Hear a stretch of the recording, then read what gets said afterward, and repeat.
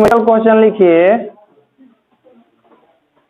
Question है कि 7 ओम के बाह्य प्रतिरोध को 7 ओम के बाह्य प्रतिरोध को एक बैटरी के सिरों से जोड़ा जाता है। 7 ओम के बाह्य प्रतिरोध को एक बैटरी के सिरे से जोड़ा जाता है, तो इसमें 1.5 एम्पीयर की धारा बहती है। तो इसमें 1.5 एम्पीयर की धारा बहती है।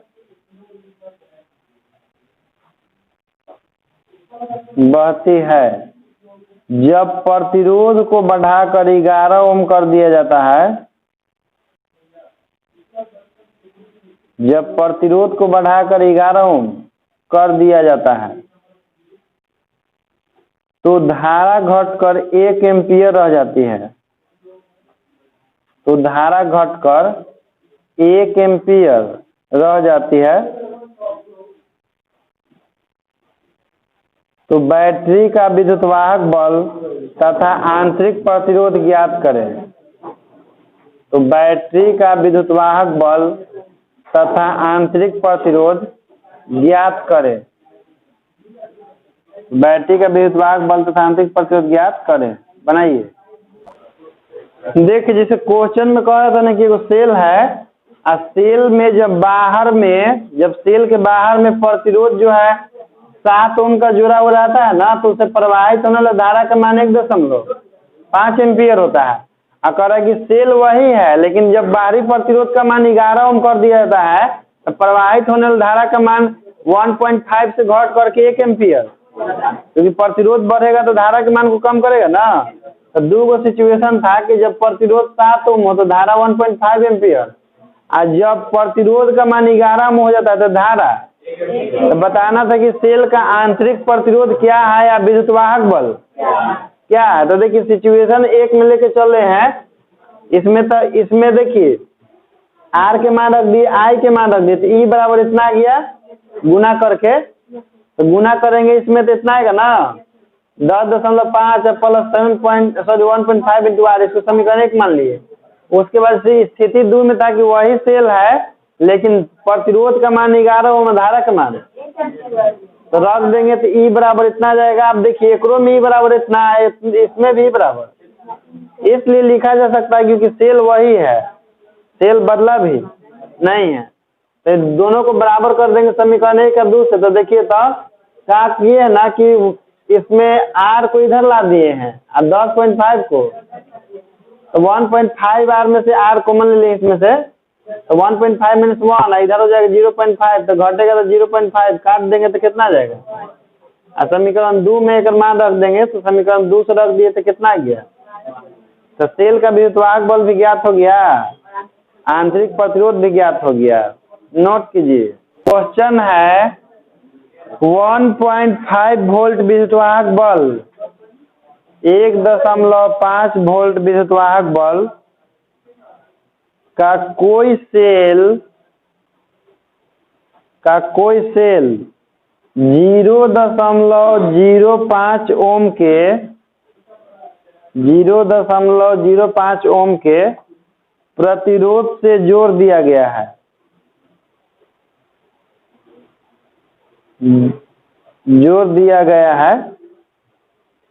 यदि परिपथ में 2 एम्पीयर की धारा प्रवाहित होती है, यदि परिपथ में 2 एम्पीयर का धारा प्रवाहित होती है, तो सेल का आंतरिक प्रतिरोध निकालें। तो सेल का आंतरिक प्रतिरोध है निकालें। इसका आंसर है स्मॉल आर बराबर 0.7 ओम, स्मॉल आर बराबर 0.7 ओम। देखिए बड़ा आसानी से बनेगा, एकरा इतना ही लंबा नहीं जाएगा। इसमें 3 गो चीज दिया हुआ है, एगो निकाल लेंगे आपको कह रहा है। चलिए देखिए सुनिए, ए बालक, जैसे आप लोग श्रेणी क्रम में जुड़े हुए प्रतिरोधों का शक्ति निकालने के लिए श्रेणी क्रम में जुड़े हुए प्रतिरोधों का समतुल्य प्रतिरोध निकालने के लिए सीखे हैं, आप फिर समांतर क्रम के लिए भी सीखे हैं। लेकिन श्रेणी क्रम में समतुल्य शक्ति निकालने के लिए सीखे हैं। तो उस पर ऑब्जेक्टिव क्वेश्चन आता है तो उसको बनाने के लिए देखिए बता रहे हैं, लिखिए तब टॉपिक एक तो श्रेणी क्रम में जुड़े उपकरणों की समतुल्य शक्ति, श्रेणी क्रम में जुड़े समतुल्य उपकरणों की, श्रेणी क्रम में जुड़े उपकरणों की समतुल्य शक्ति, श्रेणी क्रम में जुड़े उपकरणों की समतुल्य शक्ति। चलिए लिखिए डायरेक्ट करता, माना कि श्रेणी क्रम में, माना कि श्रेणी क्रम में P1 तथा P2 शक्ति वाले, माना कि श्रेणी क्रम में P1 तथा P2 शक्ति वाले दो उपकरण जुड़े हुए हैं, दो उपकरण जुड़े हुए हैं, दो उपकरण जुड़े हुए हैं,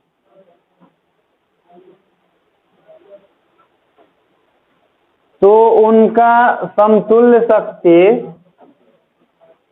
तो उनका समतुल्य शक्ति P बराबर P1 इंटू P2 बटा में P1 प्लस P2, P बराबर P1 इंटू P2 बटा में P1 प्लस होता है, होता है, होता है, लिख लिए। देखिए एक्चुअल में जो प्रतिरोधों का समांतर क्रम वाला रूल होता है ना, वही एक लागू होता है ऐसे करके 1/P बराबर 1/P1 प्लस 1/, तो ओकरे से आपका P बराबर आता है निकल करके कितना P1 इंटू P2 बटा में P1 प्लस P2, ठीक ना। चलिए दूसरा लिखिए, समांतर क्रम वाला भी लिख लीजिए, उसके बाद न्यूमेरिकल देते हैं। ये वाला लिखिए, मेन फॉर्मूला है, आई तो हम आपको बता रहे हैं कि कैसे आया है। चलिए दूसरा लिखिए टॉपिक, समांतर क्रम में जुड़े उपकरणों की समतुल्य शक्ति, समांतर क्रम में जुड़े उपकरणों की समतुल्य शक्ति,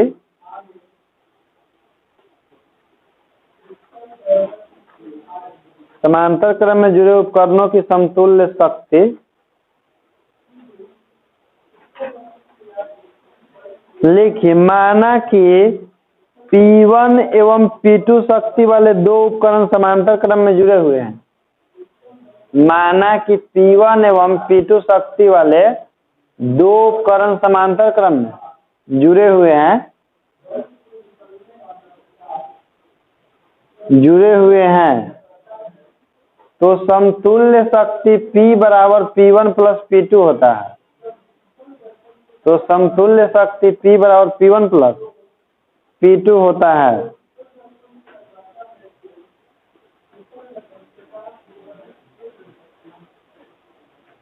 P बराबर P1 प्लस P2 केवल लिखिएगा। चलिए क्वेश्चन लिखिए, क्वेश्चन है 15 वाट 220 वोल्ट, क्वेश्चन लिखिए 15 वाट 220 वोल्ट और 60 वाट 220 वोल्ट वाले,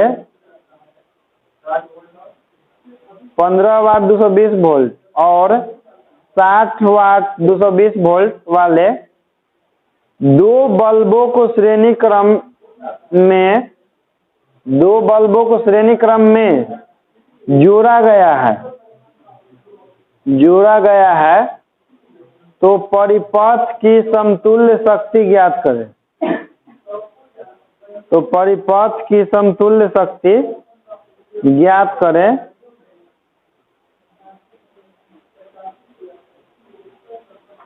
समतुल्य शक्ति ज्ञात करें, बनाइए।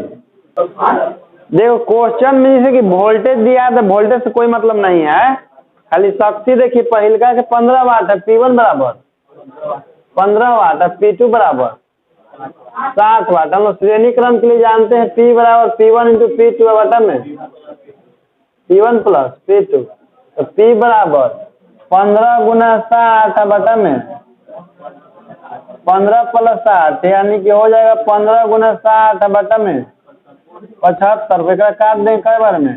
5 बार में, 5 से इसको काट देंगे 12 बार में, तो शक्ति कितना हो गया? 12 वाट। अगला क्वेश्चन लिखिए। क्वेश्चन है नेक्स्ट, 60 वाट और 40 वाट के दो बल्ब यदि श्रेणी क्रम में जोड़े जाएं, 60 वाट और 40 वाट के दो बल्ब यदि श्रेणी क्रम में जोड़े जाएं, श्रेणी क्रम में जोड़े जाएं तो उनकी सम्मिलित शक्ति ज्ञात करें। तो उनकी सम्मिलित शक्ति, तो उनकी सम्मिलित शक्ति ज्ञात करें। क्वेश्चनवा तो लिखो।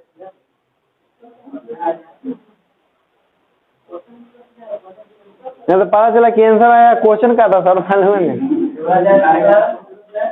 कितना आया? आंसर आ गया 24 वाट। ई क्वेश्चन ऑब्जेक्टिव में है किताब में। चलो लिखो। क्वेश्चन है 15 वाट और 20 वाट के दो बल्ब, 15 और 20 वाट के दो बल्ब, समझिए ना बस कितना आंसर आएगा? नहीं, 15 वाट और 20 वाट के दो बल्ब, आंसर कितना होगा?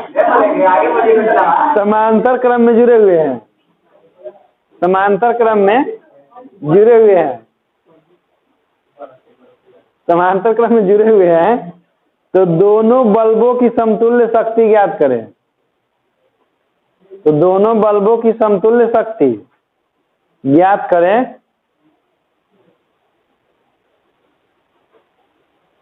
दोनों बल्बों की समतुल्य शक्ति ज्ञात करें।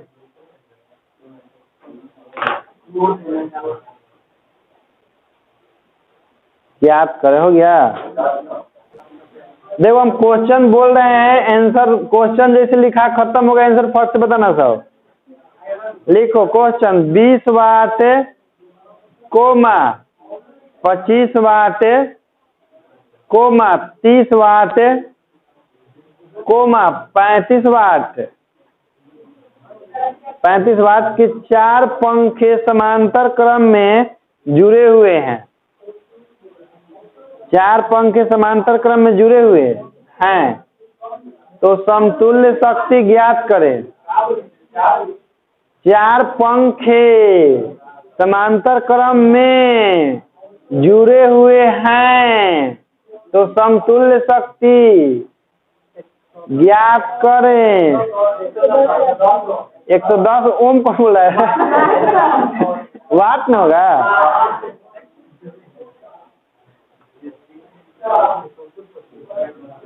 चलो नया टाइप के क्वेश्चन बता रहे हैं, ठीक ना? बोला बना तो लिया से 110 वहां बात है नहीं। चलो अगला क्वेश्चन, दो बल्ब बनावे लगी कि लिख रही? लिखो क्वेश्चन, दो बल्ब क्रमशः 15 वाट 220 वोल्ट,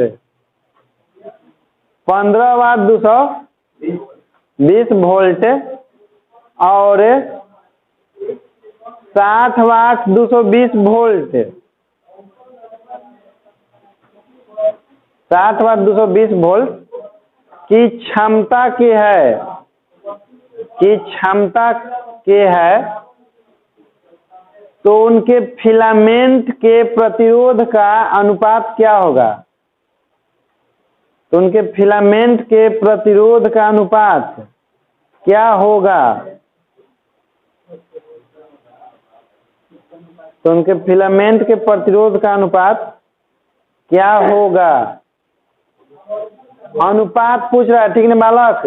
देखो इसका तरीका होता है जैसे पहलका बॉल के प्रतिरोध निकाल लिए या दूसरा का बॉल के अनुपात निकाल दीजिए। तो देखिए ऐसे मत बनाइएगा, एगो हम तरीका बता रहे हैं वैसे बनाइएगा, जैसे कि वैसे हल कीजिएगा ना ढेर महंगा आपको पड़ जाएगा।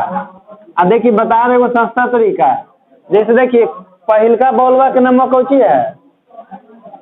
15 वाट 220 वोल्ट बल्ब, सुनो के लिए ए बालक इसके लिए देखिए प्रतिरोध निकालना है तो प्रतिरोध हो जाएगा R1 बराबर देखो इसे फॉर्मूला याद है P बराबर V स्क्वायर बटा में R है तो R बराबर क्या हो जाएगा हो ना जी। तो इसके लिए शक्ति दोनों के लिए विभवांतर सेम है लेकिन शक्ति तो क्या होगा 220 के होल स्क्वायर और शक्ति कितना है 15 ना। इसी तरह से लिखेंगे क्या कर 60 वाट 220 वोल्ट बल्ब के लिए देखो बालक के लिए R2 बराबर कितना हो जाएगा वोल्टेज सेम ना है जी 220 का होल स्क्वायर बटन में 60 हमको अनुपात निकालना है ना तो देखिए क्या हो जाएगा R1 अनुपात R2 तो कर मान लीजिए 220 वोल्ट के होल स्क्वायर बटा में 15 बटा में 220 वोल्ट के होल स्क्वायर बटा में तो देखिए तो ये हो जाएगा 220 वोल्ट के होल स्क्वायर बटा में 15 गुना 60 बटा में पूरा हल मत कीजिएगा नहीं तो फिर महंगा पड़ जाएगा ठीक ना।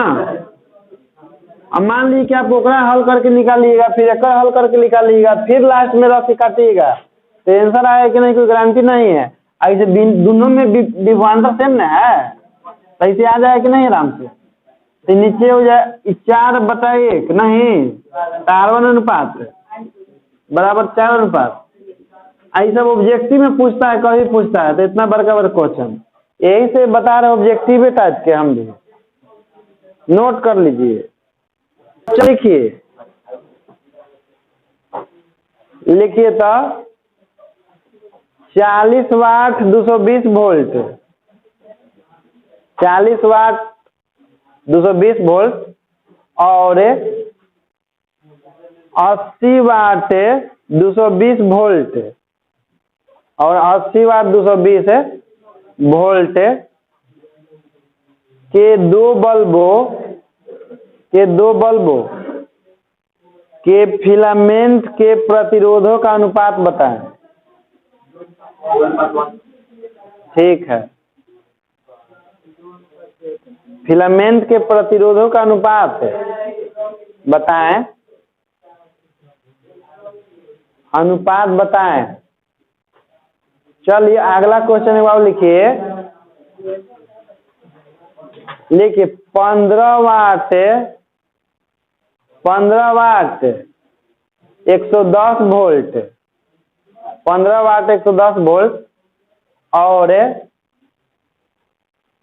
100 वाट 220 वोल्ट 100 वाट 220 वोल्ट के बल्बों के प्रतिरोधों का अनुपात बताएं के प्रतिरोधों का अनुपात बताएं।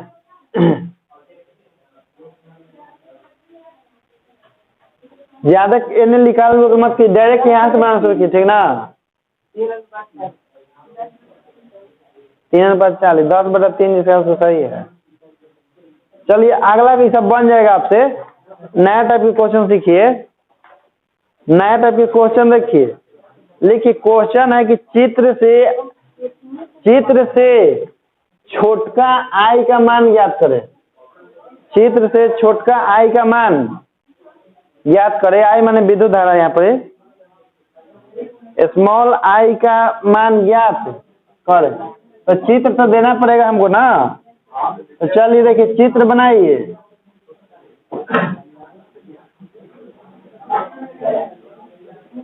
आई है 3A ई वाला है 5A और ई वाला है आपका 7A और इसका नाम है 4A। चलिए क्वेश्चन आपके सामने पेश हो गया। कौची के मान बताना है आपको और छोटका है कि क एम्पियर होगा 4 एम्पियर। कहीं गलती से मिस्टेक नहीं हो रहा ना। चलिए क्वेश्चन है कि चित्र से आई का मान ज्ञात करें। चित्र दिया उसे आई का मान निकालिए। इसका आंसर है 3 एम्पियर। हम इसको नहीं बनाएंगे ठीक ना, क्योंकि हमारा नहीं आता है बनावे। ये बात सबको जानता है। चलिए क्वेश्चन है 3 एम्पियर बोले नहीं। आई जो है ई है। चलो क्वेश्चन लिखो। क्वेश्चन है कि क्वेश्चन नहीं नोट लिखाते हैं वो थ्योरी लिखिए। तो यदि एक ही मान के n प्रतिरोध समांतर क्रम में जुड़े हो, यदि एक ही मान के n प्रतिरोध समांतर क्रम में जुड़े हो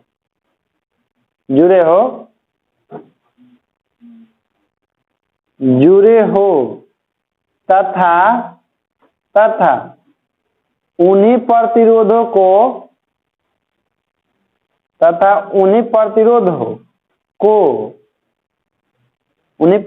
को श्रेणी क्रम में जोड़ा जाए।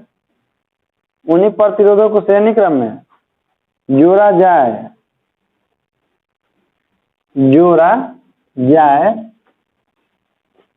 तो देखिए कह रहा है कि n को प्रतिरोध है, एक ही मान के है ना, तो पहले उसका समांतर क्रम में जोड़ेंगे तो समतुल्य प्रतिरोध RS का मान कितना आएगा बताइए। तो रुक जाइए, RS का मान हो जाएगा आपका n × R, लेकिन RP का मान कितना होगा? एक प्रतिरोध का मान है बटन प्रतिरोधों की। एक देखिए फॉर्मूला लिखते हैं जिसे RS बटा RP। RS का मान कितना है आपका? NR है ना, आएगा R/N, तो कितना हो जाएगा? NR N ऊपर जाएगा R नीचे रहेगा, तो R से R कैंसिल, तो RS बटा RP बराबर। इसको ऐसे भी हम लिख सकते हैं, तो फॉर्मूला हो गया, इसे न्यूमेरिकल बनता है बड़ा आसान से। तो RP इसको ऐसे लिख सकते हैं कि नहीं, RS बराबर 1/n² नहीं। तो देखिए समझिएगा तनी, एग्जाम में ऐसे नहीं आता, एग्जाम में ऐसे आता है कि RS अनुपात RP का मान कितना होगा। देखिए RS अनुपात RP का मान कितना रहा है? n²/1। यही पूछेगा तो इसे था 1/n²। तो सब जैसे डायरेक्ट बनाने में काम आता है, ज्यादा समय व्यर्थ ना करके कम समय में क्या कर सकते हैं, बना सकते हैं। इसको नोट कर लीजिए। क्वेश्चन है कि 25 एक समान प्रतिरोधों को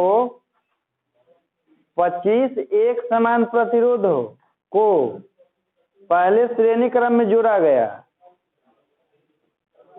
25 एक समान प्रतिरोधों को पहले श्रेणी क्रम में जोड़ा गया, फिर उन्हें समांतर क्रम में जोड़ा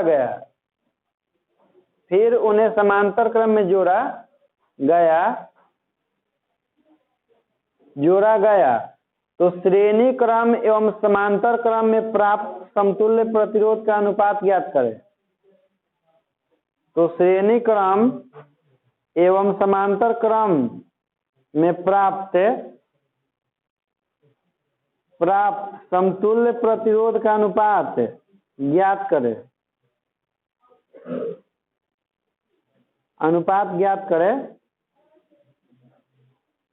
आंसर है RS अनुपात RP बराबर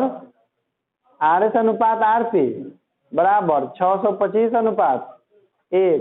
अगला क्वेश्चन लिखिए, 625/1 आंसर है इसका। क्वेश्चन लिखिए, समान मान के तीन प्रतिरोधों को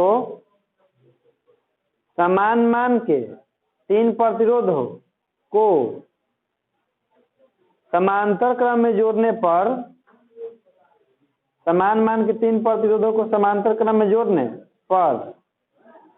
समतुल्य प्रतिरोध 9 ओम आता है। समतुल्य प्रतिरोध 9 ओम आता है जब उन्हीं प्रतिरोधों को श्रेणी क्रम में जोड़ा जाए तो समतुल्य प्रतिरोध का मान कितना होगा? तो समतुल्य प्रतिरोध का मान कितना होगा? आंसर है RS बराबर 81। RS बराबर 81 हो गया ना। जैसे दूसरे टाइप क्वेश्चन आता है, जैसे कि दोनों के अनुपात पूछे या एगो के देले रहे दूसरका के श्रेणी क्रम में देले रहे समांतर क्रम वाला पूछ ले, समांतर क्रम वाला दे श्रेणी क्रम वाला, तो एकरे पर बना देते हैं देखकर क्वेश्चन के अनुसार। चलिए बाकी कल ले बताएंगे न्यूमेरिकल। देखो जैसे क्वेश्चन है तो किरचॉफ के पहला नियम पर है कि दूसरा नियम पर है? पहला नियम पर ना, तो लिखिएगा किरचॉफ के प्रथम नियम से, किरचॉफ के प्रथम नियम से नहीं वाला के। देखिए इधर हम लोग कहा जानते हैं कि संधि की ओर आने वाले ढलाव के योगफल का मान संधि से दूर जाने ढलाव के योगफल के। तो पहले देखिए कि संधि की ओर कौन कौन आ रहा है, I या 3 है ना, तो क्या लिखेंगे I या प्लस 3। अब बराबर संधि से दूर कौन जा रहा है, तो 5 ampere plus 7 ampere plus 4 ampere नहीं जी।